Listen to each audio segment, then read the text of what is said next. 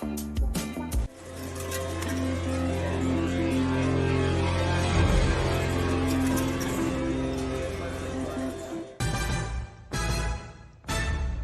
is VSiN, the sports betting network. The numbers told the story, they always do. It's one of those idiots who believe in analytics. This is a numbers game with Gil Alexander on VSiN. Good Thursday morning to you. It is a numbers game at VSiN, the sports betting network, VSiN.com, Game Plus, iHeartRadio, YouTube TV, and of course, SiriusXM Channel 158. Gil Alexander, along with my little buddy Kelly Bidley, everybody. Hey-o, how we doing? It's actually Kelly Bidlin. I gotta stop saying that. The Andy Poley thing. Yeah. Today on the show, Zach and Crack, as per usual on a Thursday. Zach Cohen, tennis, NFL, NBA. He's got it all on today's show. Plus, unscripted with Crackman Bill Krackenberger as well. A little later on the show. Anything that's on his mind. I don't know. We have no idea. He's got a list of a million things. We never get to any of them. It's always my favorite part. It's my favorite part. So we'll see what we end up talking about. Country Clubbing with Kelly a little later on the American Express. Golf tournament. Mike Somich making an appearance on the show today. A little NFL and always NHL when he's in tow as well. Maybe some horses. I don't know. We always throw some horses in as well. Yeah. I don't want to promise what I can't keep, so we'll see. But NFL and NHL for sure. We'll do a little Are We Sure later on. And Kelly, I would like to start out with, listen, how we should start every show. A little electromagnetic field substation update for everybody. Dude, it's hilarious, man. What a great story. Because you happened to send me a text this morning as I was watching this press conference where some very sheepish reporter for the Niners, who clearly had a friendly relationship with John Lynch and Kyle Shanahan, was like, hey, this was the tone. This might be a theme today, by the way. This was the tone of his question. He was like, hey, guys, like, I know it's crazy, but, I just thought I'd say it because some people are saying it, so I just wanted to bring it up, just to cover all bases. That kind of tone. This is from like last week. I think it was yesterday after they lost. Okay. Yeah. But he's basically trying to see, are the Niners at all interested in this viral conspiracy theory that the electrical substation near their training facility in Levi Stadium is contributing to all their injuries? And John Lynch basically said, yeah, we're kind of looking into it. Mm-hmm. We're kind of looking into it. We just want to, I'll paraphrase, want to, turn every stone just to see. Because Kendrick Bourne after the game the other day, it was not the last game, but the game before when George Kittle tore his Achilles, Kendrick Bourne was like, substation. and I just want to say this. The theory has been shot down by various scientists and medical professionals. Frank DeVoe, a professor of epidemiology and public health at Bristol Medical School in England, considered a leading expert on how EMF, that's how the cool kids say it, Kelly, affects humans, told the Washington Post that the theory is, quote, nonsense, unquote. There it is. There's your electromagnetic update. Yeah, it was it's never one of the things me and you've talked about too much this season, even though we've been hearing about it for 2 months now, something like that. I was enjoying a couple of the Twitter docs that we reference sometimes. A couple of them were not ruling it out. And it was like, oh, man, all right. My favorite part about the whole thing has just been all year long, it's like, all these injuries. But Christian McCaffrey stayed healthy somehow. and Trent Williams. Yeah. When Trent Williams and Christian McCaffrey are healthy, I think things are okay. They were inoculated from it all, apparently. Yeah. By the way, this morning, the finalists for all the awards have come out. Yes. So this is a post-vote list. Mm-hmm. So this is based on the voting. They're just letting us know one of these 5 people are winning. I don't want to brag or anything, Gil, but every bet I've made is still alive. Hey, listen, NFL MVP, for those who were wondering if Matt Stafford and Drake May made it, yeah, they did. I was kind of chuckling, too. I don't know if you saw, but they were like, it was the NFL doing like special graphics for each one of these, and I think I put them in the order they did. The order was very much MLB awards-ish, that you've brought up before. The order, Kelly, is alphabetical. Oh. Oh, good call. There you go. You're welcome. That's what it is. That's what I'm here for. Yep, figured that one out. Thanks. Little adult supervision. I was wondering why they were burying some of the guys. I was like, this is a little weird. Josh Allen, Trevor Lawrence, Christian McCaffrey, the aforementioned. Good that you brought him up. The other 3 NFL MVP finalists. Okay. As long as May and Stafford are there, no biggie. Should we go to the next? Yeah, we got. I'm having Danny give me Kalshi odds as we go. -800 on Stafford now for MVP. -800 on. Good old Kalshi for putting it up still. NFL Comeback Player of the Year. You know which one I'm most looking forward to getting as the coach. NFL Comeback Player of the Year. There is Christian McCaffrey, the favorite in the betting markets, at least the legalized betting markets up until they were taken down in those. Trevor Lawrence, who was the second shot in those markets, is there. So is Dak Prescott, Kelly's pre-flop bet. I'm sitting here laughing now. How'd you figure out this whole alphabetical thing so quick? There's Diggs, there's Hutchinson. By the way, it's listed DHLMP, which Kelly did not realize is the old alphabetical thing. Okay. So McCaffrey minus 1,300 now. At Kalshi. By the way, I love how the legalized sportsbooks are trying to make this a thing with prediction markets. Good luck, guys. I don't know how much that's moved, though. NFL Defensive Player of the Year finalists. Will Anderson Jr., Nick Bonito, of course, the prohibitive favorite Myles Garrett, Aiden Hutchinson, Micah Parsons, despite the injury. Myles Garrett, number? Myles Garrett through the moon, is... minus a bajillion. Yeah. He gonna win. He gonna win. It's Kelly. Player of the Year. I'm waiting for the good stuff. Yeah, that's off the board. That would be a bid price only. Myles, the defensive player of the year is off the board. Yep. Okay. Do we have rookies or coach? Do we have do. those? We have okay. them all. Let's go to the next one. Let's crescendo to coach, shall we? It's fantastic. Can't wait. Okay. This is we didn't do this one yet. Yeah, we didn't do offensive player of the year. Pardon me. All right, Drake May. Interesting, right? Because that's as we've had voters on who've said we won't vote for a quarterback, but Drake May is one of the finalists. Mm-hmm. Christian McCaffrey, Puka Nacua, who I have a bet on at Kalshi, Bijan, who I have a bet on in the legalized sports market, and JSN, who was the favorite in the legalized markets before they were taken down, Jackson Smith and Jigba. May, McCaffrey, Nacua, Robinson, Smith and Jigba. So there you go for the offensive player of the year. No surprises there. I guess Drake May's a mild surprise, maybe. Yeah. Of all the quarterbacks that were thrown in there. But I get that, right? If Stafford is the MVP, then for the folks willing to bet a quarterback for offense or vote offensive player of the year quarterback, there's your guy. Or the lazy-ish, I can't figure out MVP, fine, I'll go Stafford 1 and I'll put May in offensive player of the year, right? I would really like Puka to win that. That's, okay, updated odds for that. JSN minus 670, Puka plus 733, McCaffrey and Bijan both 24-1. Who was the favorite? JSN minus 670. Minus 670. NFL Offensive Rookie of the Year. The usual suspects: Jackson Dart, Emeka Igbukwa, Travion Henderson, Teteroa McMillan, and Tyler Shuck. Those are the five guys that were always involved. Favorite?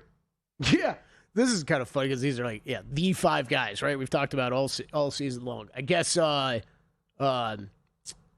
end from Indianapolis? He's missing. Oh, Ty Warren. Yeah. McMillan minus 1567 to win. Yeah, I think he's winning. I think that number's been pretty much set, though, for a while. I'm so excited to get to coach.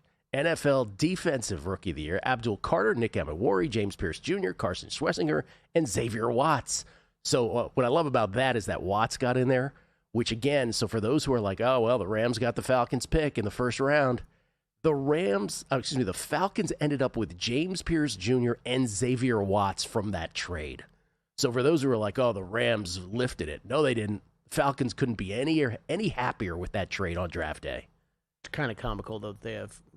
It's two Falcons players on this graphic. Yeah. And Abdul Carter. Really? There's not another Abdul Carter stuck in somehow? Schwessinger is minus 1329. James Pierce plus 1328. And Emmanwori 24-1. All right, here's the big one. NFL Coach of the Year finalists. Remember, at different points, we could have named 8 guys in this. But here are the 5 finalists. Liam Cohen of the Jaguars, Ben Johnson of the Bears, Mike McDonald of the Seahawks, Kyle Shanahan of the 49ers, and Mike Vrabel of the Patriots. I think we all kind of would agree those are the 5 that we would have expected, I think, in the end. So who's not in there? Sean Payton is not in there. D'Amico Ryans is not in there. Oh, I did lose a bet, D'Amico. You had D'Amico. 150-1, yeah. Kelly lied. Vrabel minus 456. Mike McDonald plus 426. Liam Cohen 32-1. I think that will be a very splintered vote. I think so too. But who knows? 50 people, that's all. I think 50 people vote on all these. I think very unshocking if Liam Cohen and Ben Johnson get a first place vote as well somewhere in there. I could see every one of those five yes. guys getting a first place vote, right? Mm-hmm. Liam Cohen's will be, he took a moribund franchise to get great glory this year.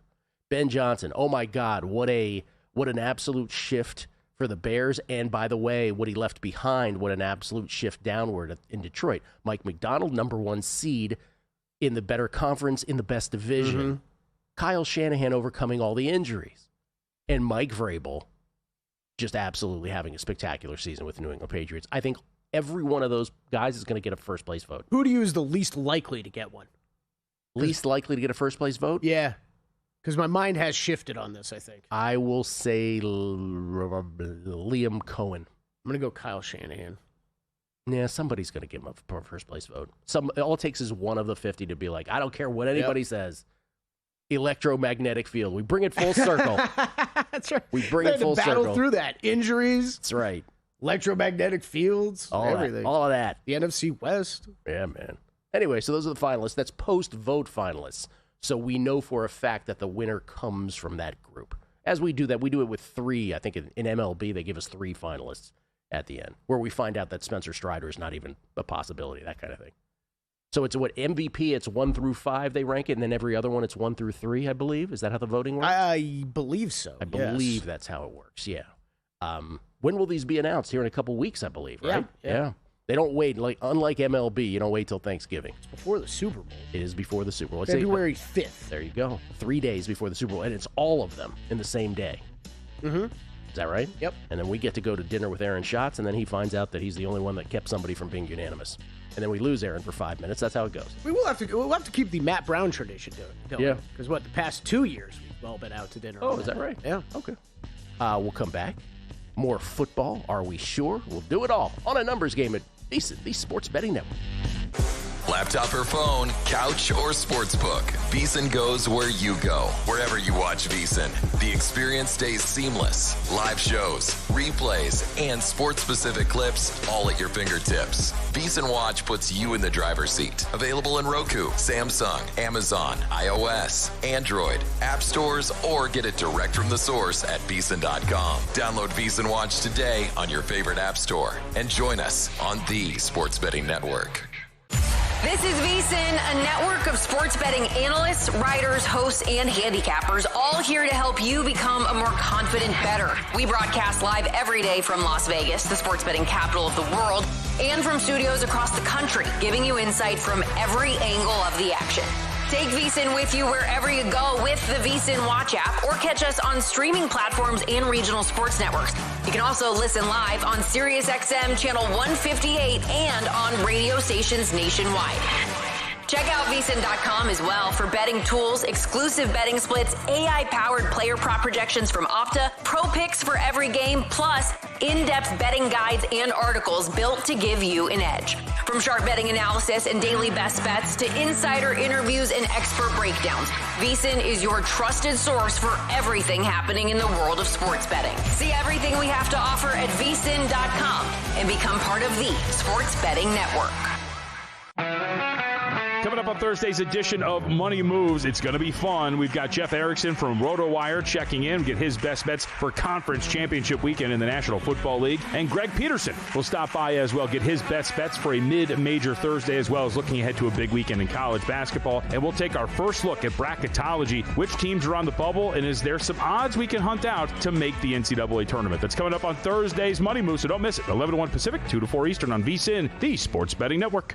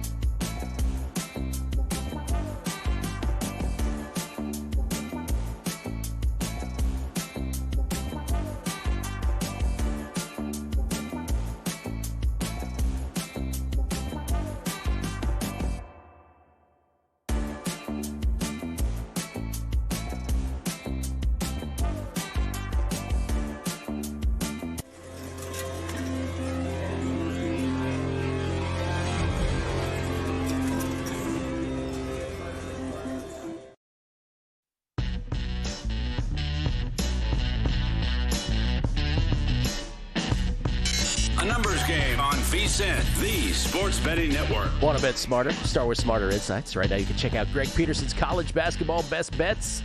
Wes Reynolds is the American Express preview, and Zach Cohen's Australian Open picks down in Melbourne.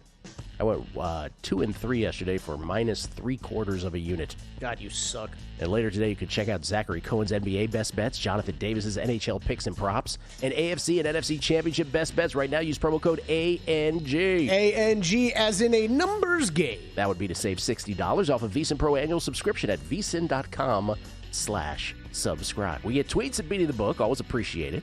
Scott, New York Mess 16.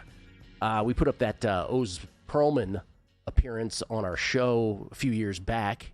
He says, Gil, DraftKings has the Rams as an 8.5-point favorite over Broncos, and O's predicted 23-14. Could it really be? He says 9-1 exacta at DraftKings on it. Man. Again, did stuff with the Rams. Came up with how many weeks ago was this? 23-14 Rams over the Broncos was the call from O's. Jesse Welch. I just saw that Frankenstein was just nominated for an Oscar for Best Documentary. That's right. We all said we were watching Frankenstein randomly, and Kelly was like, is this a documentary? You guys all wouldn't tell me. It was frustrating me. Gil and the whole crew were talking about it during a break, and I'm like, is this a movie? Is this what? Well, Kelly, they interviewed Frankenstein, and they interviewed Dr. Frankenstein. It was a great 30 for 30. I told you about me watching it, right? Oh, yeah. You didn't love it? I actually watched it, and it was long as hell. It was very long. But because you and the crew were talking about it the whole time, I'm like, this has got to get better at some point. Like, this has got to get... It was not like it was bad, but it was very okay. In a million years, I wouldn't have watched it, but somebody recommends it. You're like, all right, I'll put it. And then I just like sort of passively. It was quite cool, I thought. It was entertaining. Yeah. I thought it was very okay. It was way too long. It was very long. I'm not going to read this guy's handle, but somebody said Katie bar the door, apparently. So he goes, look, another Katie bar the door reference. Buddhist man, our buddy. Well, we unequivocally know who he won't blame, right? Talk about Sean Payton after the loss, saying we shot ourselves in the foot too many times. Sean Payton, never going to blame Sean Payton. Fairway Fred. Oh, memory lane. Is it the anniversary of this game? Yeah, this is, I guess, he's calling out the anniversary of a football game that happened exactly 40 years ago today. I was in the house for this one at RFK Stadium. Lost NFC Championship, Bill Walsh versus Joe Gibbs. Fairway Fred says, awful late fourth quarter PI call on Ronnie Lott. That was the one against Art Monk. Hey, wasn't awful at all. You don't touch Arthur Monk. You don't touch James Arthur Monk. I don't care if you're Ronnie Lott. Niners lose 24-21 after tying the game from a 21-point fourth quarter deficit. That game would set up Joe Theismann's famous pass completion. He says to Jack Squirek in the Super Bowl against the Raiders, the Rocket screen the next week. Fairway Fred, I don't appreciate that tweet at all, by the way. Just want to point that out. Don't appreciate it at all. That ended, by the way, the Skins' 36-6 run through the playoffs and regular season up until that Raiders Super Bowl. Justin Main Prize, I think you'll be okay, Kelly. You don't miss these days, do you? Truck says minus 37 at work now. He's in Fort McKay.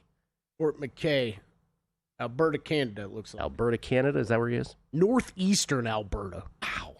Minus 37. He's showing us his phone shot. This is minus 33. Michael Burns. Gil, I believe Kelly would love to hear Matt Stafford's mom is presenting the MVP award this year. I would. Yes. That's a reference to Major League Baseball telegraphing the pass on their awards when Beatrice Harper gives out NL MVP. Oh, look, Bryce won. I didn't know. I have no idea what his mom's name is. Even Bryce Harper's mom is like 3 generations too young to be a Beatrice. That's right. Billy Charlebois, in regards to what these medical experts and 49ers say about these EMF injuries, one word, unbelievable. Yeah, it could be taken different ways. You're right. Daniel McDonald, morning, boys. Love the show. Even if the substation isn't the problem, or isn't not the problem, he says, double negative. The swirling rumors and theories are enough to keep free agents away, so something will have to be done regardless of cost. Daniel, this is a great point. This is why the reporter decided to have the courage to ask the question, because he even brought that up in his sheepish preamble. He's like, because free agents might not want to come, so I just had to bring it up. That kind of thing. He brought that up. It's a great point. I mean, I don't know about you, Gil. I've heard enough about MetLife's field condition and the hard turf that like that's something that I feel like if you were a free agent, you would want to consider. And finally, A. Brown down at Jungle Land says, you know how all your listeners know neither of you have any interaction with kids below the age of 10? You didn't instinctively describe Jackson Smith and Jigba's odds as minus 670. Well, let me just tell you, A. Brown. Last week, Crack, I think it was talking about something, and he was like, I don't know what it was, 6, 7, 10. And in my head, I was like, should I do it? Should I do it? And I just decided not to. I'm not back there this time. Did any of the crew have that reaction this time around, Danny? I don't think so. But yeah, when Crack said that last week, it was everybody back there. 6, 7. Oh, by the way, one more thing. Primetime, Leon Sanders, he says, yo, I'm sorry. You and Country Club and K. Michael Bidlin are killing me. Last night I had a dream about Seth Blank and Rogan, who I guaranteed that I had never thought about, much less know anything about him. Thanks a lot, fellas. Going to have to switch to music if this continues. Peace, love, and yo. Yeah, that was somebody was tweeting yesterday that Kelly, they thought, looks like Seth Rogen. I've gotten it out in public at least 5 times in the past year. Seth Rogen, ladies and gentlemen. The Gentile Seth Rogen, right by me. Giannis, your boy, before we move on to some more football stuff, because we brought this up with Giannis yesterday. So, Thunder beat the Bucks last night, 122-102. Thunder only have to go 35-0, I believe, the rest of the way to break the record. So that's good. Okay, that's possible. So, hey, you're still live, Will. You're still live. SGA 47-11. Giannis 19-14. But the point of this is the Bucks have dropped 4 of their past 5, and each of their past 3 losses was decided by at least 18 points. And your boy Giannis, after the game, was asked afterwards whether he sees any common threads among the blowout defeats. Quote, we're not playing hard. Sorry, I won't do him. I won't do him. I'm sorry. You brought up. We aren't doing the right thing. We're not playing to win. We're not playing together. Our chemistry's not there. Guys are being selfish, trying to look for their own shots instead of looking for the right shot for the team. Guys trying to do it on their own. Yeah, that article is from ESPN. ESPN cleaned up the intro questions, I thought. Kind of like you were talking about with the Kyle Shanahan and a little bit of the leading questions. Yeah. Oh, boy, whatever reporter was talking to Giannis, he was asking him about... do you think it's a little weird that, a franchise, really efficient scorer like yourself has only shot 11 times, 12 times, 12 times the past 4 or 5 games? Giving him entree to Dak. Yeah, exactly. These are field goal attempts, and it is silly, right? 11, 12, 12, and 13 the last 4 games. 3 of those they've lost. So yeah, it's Giannis again, and now he's kind of like calling out the team, right? And this is just all feels like it's going to end bad. Hey, guess what, y'all? You can bet on this at Kalshi. Market will close February 6th, though. Giannis to stay with the Bucks is the favorite, minus 335. The Knicks are the only other team with single digits at plus 614. Everybody else is double digits. Wow, the Knicks he has expressed, I guess, some interest there at one point. So here's where we're at. Because the Heat have nobody to trade for him, though, I don't think. I was listening to Brian Windhorst address this yesterday. Just for things that have to happen, right? Giannis is still under contract, okay? Giannis has not, to Brian Windhorst's knowledge, still ever told the front office he wants to be traded, okay? So we're still at that. He needs to be traded. The only team that's ever been brought up out of Giannis's mouth that he'd want to go to is the New York Knicks. That's why they are the first team on this list. Now, the New York Knicks have had their own troubles recently. I don't know. Is there a possibility they could make a move like this before the trade deadline? Yeah, Gil, but I don't really know how. This is where Milwaukee's stuck, right? Because how do you sell your fan base on taking back Karl Anthony Towns and a couple small pieces for Giannis Antetokounmpo, right? You can't sell the fan base on that. I don't think you can. So I think the Knicks is going to be really difficult to figure out. Any Warriors trade is you're going to move an injured Jimmy Butler, which feels pretty gross. I don't know if that's going to be able to happen. And you kind of brought it up with the Heat. I don't really know that the Heat have much that they're going to give away that the Bucks can be super excited about either. It's a long way of saying the best time, and this was the case last offseason, this is why I was upset about it then too, the best time to figure these things out is in the offseason and not right before the trade deadline. So I think the odds that if you're watching at home are pretty appropriate. Minus 335 for him to stay in Milwaukee. And guess what? It's just going to get uglier as the season finishes. And then finally, they're going to figure something out in the offseason. I think if you're convinced this has gotten so ugly and a team will make a move for the best player in the Eastern Conference. He's the best player in the Eastern Conference. If you're convinced, I would just bet the no price. And this is why it is nice to have markets like this available where you don't have to select just a specific team. You could just bet the no price on him staying with Milwaukee. What's up with your league? Last night, the Knicks, after dropping 9 of 11, beat the Nets 120-66. That was one of those, everybody started to freak out about it finally. They were 2-9 in their 11 games before that. Has there ever been a double up in the NBA where a team doubled the score of their opponent, the final result, I wonder. But that was 6 points away from happening last bet night. so. Probably. Been a lot of games played in NBA history. You know? Really? Yeah, a lot of games. Huh.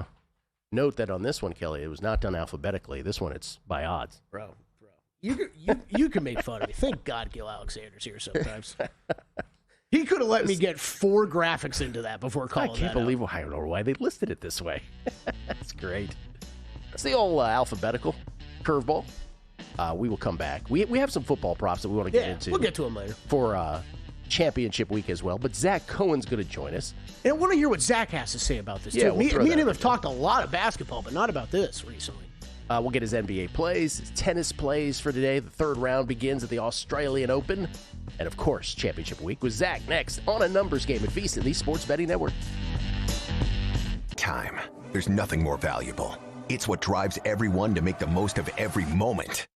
We celebrate living large in the now.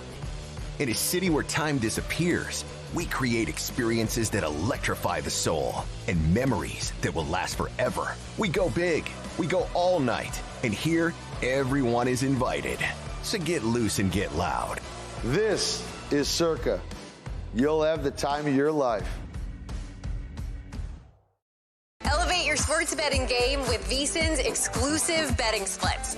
Stay ahead with real-time market trends and track bet percentages on any matchup. Then uncover the edge by comparing them to the amount of bets placed to find out where the sharp money is headed. Upgrade to VSiN Pro to access betting splits, live odds, line moves, power ratings, and in-depth game analysis. Go to vsin.com/pro to join VSiN, the sports betting network.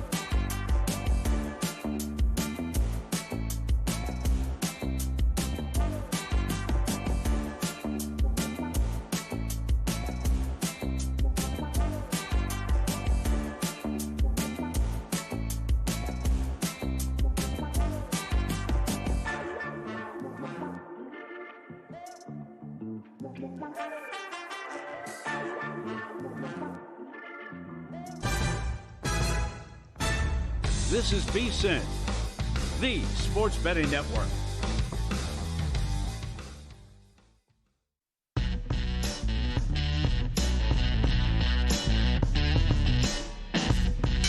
A numbers game on VSiN, the sports betting network. Dr. Pepper, baby, it's good and nice. Wow. You heard about this girl? Who? This girl on TikTok or Instagram or whatever. Just some girl. She's like, hey, Dr. Pepper, I got a jingle for you. She just came out with a jingle. What I just sang. Followed by doo-doo-doo, right? That at the end. What, it turned into a commercial? So people on social media started doing their own remixes of it. Some were awesome. And then Dr. Pepper themselves just made an ad, a national ad campaign using this girl's jingle. Was on during the national championship game. That's pretty cool. It's amazing. Hope she's getting paid. Kind of infuriates me, but That because if that was you, it wouldn't happen. No, I'm just jealous. Like, I'm really jealous. Like, I don't know. Like, good for her. Like Flexio, we've given you enough love on this show. You know That's what right, I mean? Like, Flexio. why am I not in a commercial by now? Why is Kelly not even your spokesman at this point for Flexio? Look at this boat, Gil. We cut out the bottom of it. We Flex sealed some glass on the bottom, and it works just fine. Man, I do not believe that boat thing. I would not go out on a boat that's been Flex sealed. Bro, do you know how much of an OG he is at this point? He's amazing. I told you this like 6 months ago. I don't even know if you remember it. The last Flex Seal infomercial I saw is like, I'm forgetting my man's name again. I feel bad. But he goes and sets up like he's like, it's the welcome in. He's got the, he's standing there and he's got Flex Seal products behind him. And then he just tosses to the old commercial. Yeah. It's just the old commercial. He does what we did with the Barry Bonds rant every single commercial. Exactly. It's just like, just check out what I did 8 years ago. It's still awesome. What's his name again? Phil Swift. Thank you, Danny. Phil Swift. That's great producer work right there. No relation to Taylor. No relation to DeAndre. Mm-hmm. Ladies and gentlemen, Zachary Cohen joins us now, courtesy of the Progressive Guest Line. You can follow him on Twitter at BettingOnX. Really, what I should do is give out Adam Burke's Twitter handle. Right, correct. So yes. we could have equal time, since I made that mistake last week. Apologies to Adam again at the end of his segment. Zach joins us now, talking all kinds of sports, NBA, tennis we'll get to here. We'll talk NFL. Let's start, Zach. By the way, good morning to you, sir, by the way. People should. Good morning. If people want to subscribe to VSiN Plus, we had a great off-air conversation with Zach. Fantastic. That we just can't have on air, but we'll so like off-tour tennis comments. We had, maybe we'll do it on the next podcast. Giannis, we left off with this, so we want you to chime in on this. Giannis next team odds. Where do you land on all this? It's tough because, like, it's starting to look more and more like he's going to ask his way out. I know that he doesn't want to do it, but the comments after these games are getting kind of more and more scathing towards his teammates. And I don't know what he thinks is going to change in Milwaukee. And this team is worse than I thought it would be, to start the season. So it might reach a point soon where he asks out. The problem with this list is like, for the viewers that are not seeing it or listeners, it's Knicks, Heat, Warriors, Raptors, Spurs on this odds board. And it's just, there's not a lot of teams on this list that have all of the assets you need to get a player like Giannis. Like, he could go on and go to New York, but I don't know how they get him because, that trade would seemingly have to include a Karl Anthony Towns who has been getting booed at Madison Square Garden. I don't know why Milwaukee would want him. So I think that the Heat would probably be the best bet of these teams just because I do think asset-wise, they're probably in the best shape of all of them. But man, I don't think that the list is all that strong. I still think the Hawks have the best pathway towards getting him. Yeah, it's a good call. I think he does too. Zach, real quick, just after the comments last night, do you think, is this a trend for people? You bet a lot of props. If we're betting player props going forward, is this a trend that's going to continue with Giannis as far as he kind of just threw his teammates under the bus. Apparently he's not getting the ball enough. So I don't really know why they'd be encouraged to give him the ball more now. Or is this the classic, now that it's been brought out into the public, we're going to see Giannis take 27 shots next game?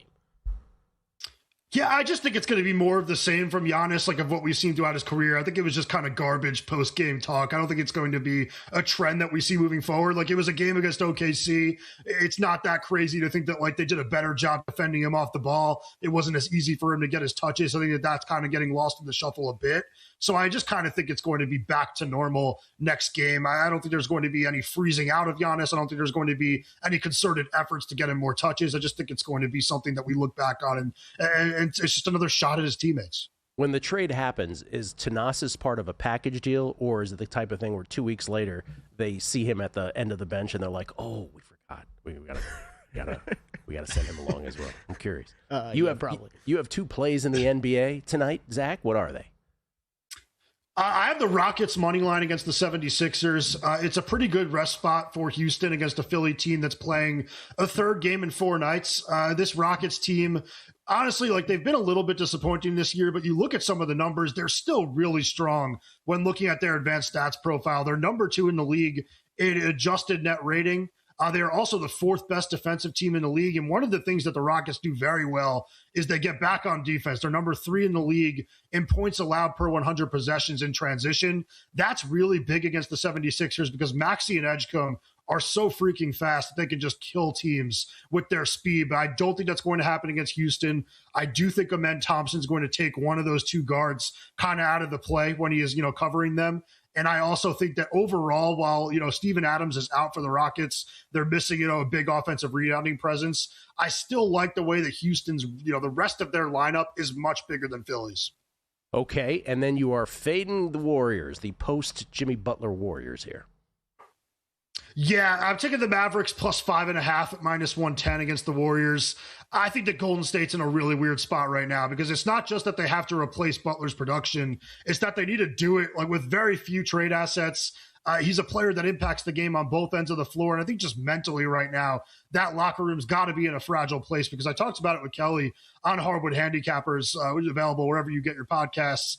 This is a team that was looking to buy at the trade deadline. They were linked to guys like Michael Porter Jr. and some of the names that you're hearing that are being floated at this deadline. And, now they're just not in a position where they're going to be looking to add anymore because why would you trade, good future assets to kind of recoup what you lost in Butler when it's not going to mean anything in the long term? I think that this team is probably going to be pretty fragile. And the Mavericks have been very good against the spread at home when playing against teams with winning records. And they've also been very good as underdogs of 3.5 to 9.5 at home. I believe they're actually 8-0 against the spread this season in that situation. Okay, by the way, correction from earlier. I said the Thunder had to go 35-0 to break the record.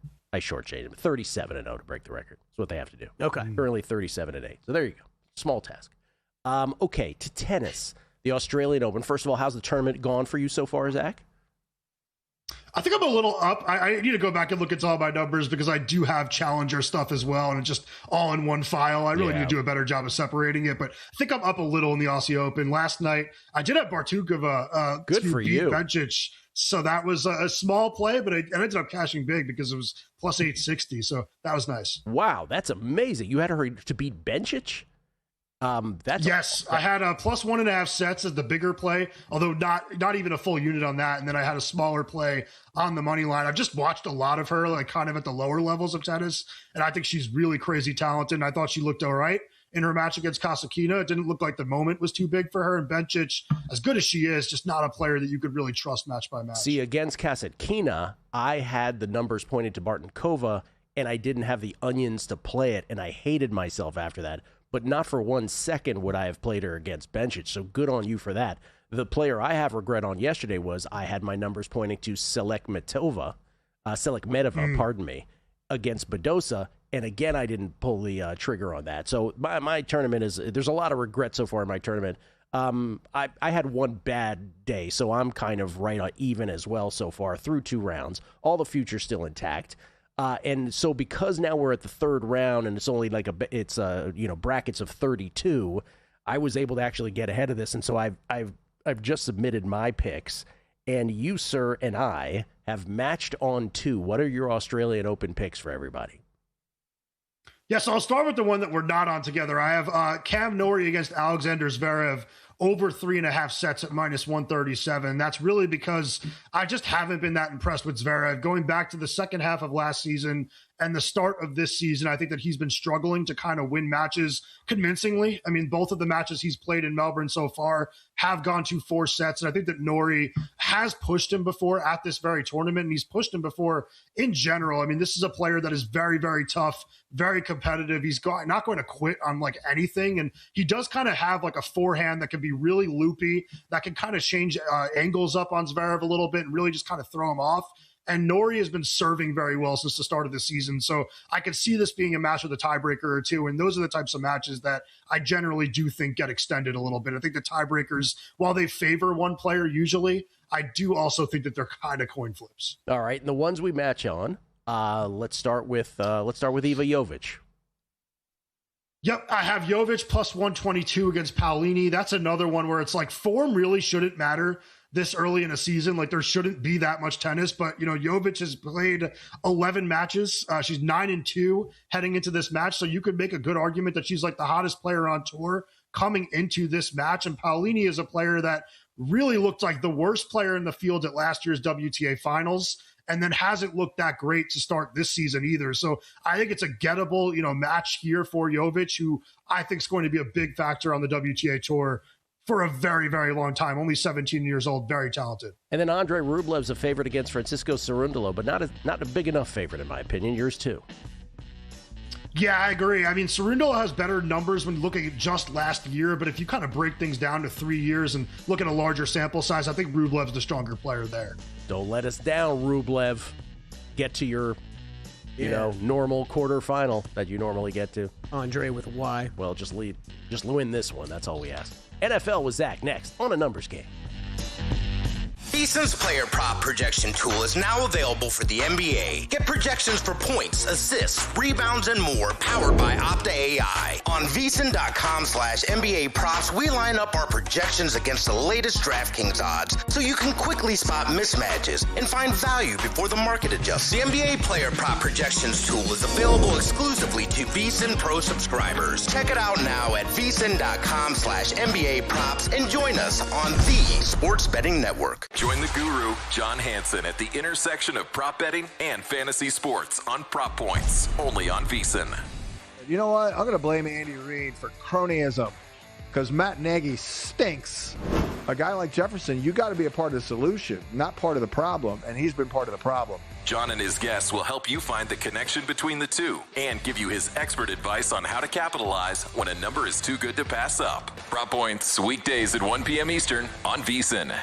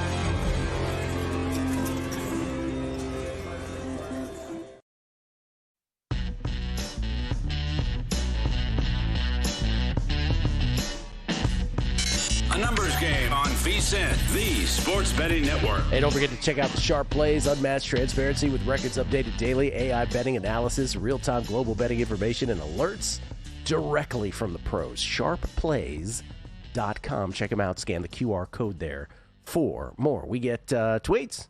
Beating the book. Buddha said, "Oh, Kelly, when in doubt, always harken back to urban poet/philosopher Humpty Hump when it comes to deciphering any of life's perplexing conundrums. From an unreleased remix, alphabetical, parenthetical, spherical, miracle whip." This is from Martel J. A special numbers game investigation reveals the alphabet. Josie714, can you possibly give a Cliff Note explanation, Gil, of how Profit X is banned in California, but Kalshi is legal? Seems the same to me. Yes, here is the Cliff Note version, and I will try to make this as exciting as possible.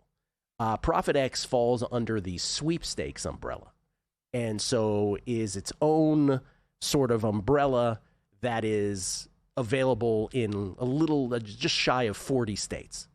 The sweepstakes umbrella, or loophole, some would call it, is its own thing. It's a state-by-state thing. Mm-hmm. The prediction markets like Kalshi, like Polymarket, but let's take Kalshi specifically in this case, as you're asking. Kalshi is under the Commodities Exchange umbrella. Umbrella is my word, by the way. CFTC, the Commodities Exchange. And so is legal federally under that auspices. And so it's two different things. Legalized sports books hate both. I believe, this is just my opinion now, I believe that the sweepstakes loophole of sweepstakes loophole of a Profit X will slowly, sort of erode as the years go on. So California gone, New Jersey gone. I think you will see that as time goes on as a sort of concession to legalized sports books, whereas I don't believe, my opinion, I don't believe that the legalized sports books trying to take down prediction markets by saying, hey, this should be under the jurisdiction of states like we are. I don't think that's going to work because Donald Trump Jr. is on the boards of both Polymarket and Kalshi, and so I don't think that umbrella being under the Commodities Exchange, being federally under the federal auspices, I don't think that's going away ever, quite frankly. That's just my opinion. But those are the differences between Kalshi and Profit X. Ed M. has the answer to our question. On February 27th, 1998, Indiana squeaked past Portland 124-59 for a double-up. So it has happened before. What year? 1998. Okay. Chris Heath, seeing Zach on screen was the biggest shock after only listening since Jeff, the Grover Cleveland of producers. What does that mean? That you didn't think Zach looked like Zach looked like? I don't know what that meant. Apparently. I don't know what that means. And Richard Rogers, I'm sure you've seen this guy teaching English, but this one made me think of you. Oh, I don't know. He sent me a video of something. I'm doing a show. Oh, there's a guy. I saw this video. There's a guy who's basically explaining to himself, these things on social media where it's the same person, but they're talking to each other, explaining how ridiculous ESPN's Australian Open coverage is, how like you have to buy different levels. Montreal Max gets upset about this too. Zach, we'll bring in Zach Cohen, by the way. I don't know if you're as irked by this as well, but the ESPN treats the Australian Open like the poorest stepchild they could possibly treat it as. But I guess tennis views it as, hey, still more eyeballs than we get any other way. Yeah, I think it's horrible. I think to like not let people watch the three best matches that are already paying for a product. It might not be the product. I think it's kind of disgusting, but man, I don't want to bash them too much. Yeah, no. But people notice. Let's put it that way. Okay, one more tennis thing. You said you want to make a Q3 bet on the men's side? Yeah, I think Djokovic anywhere up to like minus 120, minus 125 to win quarter three looks like a pretty good bet right now. I know it's always early in the tournament where he kind of looks fresh and, healthy and, he should look like that after, an off season, but I really have been impressed with the way that he's been playing, both as a server, from the baseline. I think that the movement looks really good. And I did read a lot over the kind of off season about how he was retooling his body and working, with some of these like biophysicists or whatever they are. I don't know what type of biomechanic coaches, whatever they are, to try to kind of, reverse his aging clock a little, like, as a Novak Djokovic would. And I do think that you kind of look at this draw and it's like filled with some of like the ghosts of Djokovic's past, like the other way. Like Taylor Fritz has not been able to beat him throughout his career. Musetti has been haunted by Djokovic throughout his career. I think that Menchik is the one that can really kind of give him trouble if they do end up facing one another. Like we saw that at the Miami Open last year. He had a lot of trouble with that powerful serve and then just kind of hitting the ball by him. But I do think that in a best of 5, I would give the edge to Djokovic. So I do think he's going to come out of here. I don't know what that means in terms of long term. I think he probably just gets washed by Sinner eventually, but I do think he could win this quarter. Men's side, ladies' side, we've had a few upsets. Bencic, Kostyuk. Obviously, there have been a couple. Badosa, if you consider that, which I don't. But on the men's side, who's the best player that's been knocked out? Or Kotz? There hasn't been any to this point through 2 rounds. As we're not quite at the business end of the tournament, but we move on to the 3rd round starting today. Okay, to the National Football League. Let's start with the AFC Championship, where the Broncos are 5 now settling in right around 5-ish, I guess. Let's call that consensus right now. We're showing a 4.5 at circa. Here, the Broncos 4.5-point home dogs against the Patriots. Of course, it's Jarrett Stidham. 42.5 is the total. Where did you land on this game? I laid the 4.5 with the Patriots. Like, I understand the argument for Stidham. I understand that he's not this big of a drop-off from Knicks, like when you're kind of looking at the point spread for a normal week. But at the same time, like, he has not played a game since 2023, and this isn't just a normal regular season game. Like, you're throwing him out there against one of the best teams in the league, and you're asking him to go out and kind of keep up with a Patriots team that is number 1 in the league in EPA per play this season. I just think that it would be a little bit easier if they had a really strong running game, but that running game has been really inconsistent all year. So I'm not getting the normal, like, oh, we have a backup quarterback in, we'll just pound away, between the tackles and, shrink the game a little bit. I think they're going to try to do that. I just don't think they're going to have a lot of success running on that Pats D line. And I think at some point we're going to see a big play or two from May. And I think that might be the difference in them covering the number. I think it's a pretty small number when you're talking about a backup quarterback against a player that has been, statistically the best passer in the league. Okay. The NFC Championship, you have decided to not only take the points here, you've decided you're taking the Rams on the money line. Forget the points. Yeah, it just kind of feels like a big discount to me when you kind of look at the full season's body of work. This Los Angeles team is number 1 in the league in net EPA per play, factoring in both offense and defense. And I kind of look back to both of the regular season games that these teams played, and it really felt like the Rams were the better team to me. I had the Seahawks in that second game, so I was very happy that they ended up winning, but they were down 16 in the 4th quarter. It took a punt return touchdown to even make that game close, and then kind of a miraculous finish for them to ultimately win the game. But you look at the 2 matchups, and the Rams were up double digits in both games at some point. I think that this is a bit of an overreaction to what we've seen in Seattle's wins over San Francisco. And I'll just kind of point to the quarterbacks and coaches here as major mismatches, in my opinion. I think that what Stafford has done in the postseason throughout his career and what he has accomplished throughout his career is just kind of head and shoulders above what we've seen from Darnold. I think Darnold's a good quarterback, just not proven at this, and also kind of, dealing with that oblique injury that almost pushed him out of the game last week. And then also, I like McVay over McDonald's when we're looking at the coaches. I think McDonald's a really good coach, but I do think that McVay has just kind of proven himself a bit more. I forgot you wanted to play a game show host here with the Stage of Eliminations in Tennis. You want to double back to that here for the last couple minutes? Yeah, we got everything from Zach on NFL? Yeah, I think so. All right. Yeah, that's all I have. Yep. Who will advance further in the Women's Australian Open? Amanda Anisimova or Mira Andreeva? Minus 190 for Anisimova, plus 135 for Andreeva. Zach, have at it. I have Anisimova winning this tournament, so I would like to say it's going to be Anisimova. I think that Anisimova got a pretty decent draw here, although, a potential matchup with Noskova, definitely a little bit scary, but I do think the American will go a little bit deeper than Andreeva. I think it's Anisimova as the favorite is properly priced. All right, moving on. Who will advance further? Elena Rybakina, minus 140, or Coco Gauff, even money? Gil Alexander, we'll start with you. Coco has to, I think it's, what was the prices again? Minus 140 for Rybakina, even money for Coco. Well, Rybakina just got the benefit of Bencic being knocked out. So that then changes this to Rybakina will probably get to the quarters and face either Swiatek or Osaka, whereas Coco will have to play Muchova in the round of 16, before she plays Andreeva in the quarterfinals. So I will say that is a Rybakina bet at -140. Zach? Yeah, I would have Rybakina. I mean, a lot of this is based on my priors. Like, I have Rybakina win the tournament too. Those are my two picks to win, Anisimova and Rybakina. And I do think that Muchova's got a good shot against Goff when they meet in the fourth round, or if they meet in the fourth round. But I think there's a really good shot she wins that match. All right, last one. Madison Keys or Victoria Mboko? -310 for Keys, +225 for Mboko. I think there's a chance Mboko could lose to Towson. I will say Keys is properly priced there. Yeah, I think they're both going to be eliminated in the same round, so I don't really know. I would give Mboko a better chance just because I don't think that Towson's been playing quite as well as she did last year to start this season. Yeah,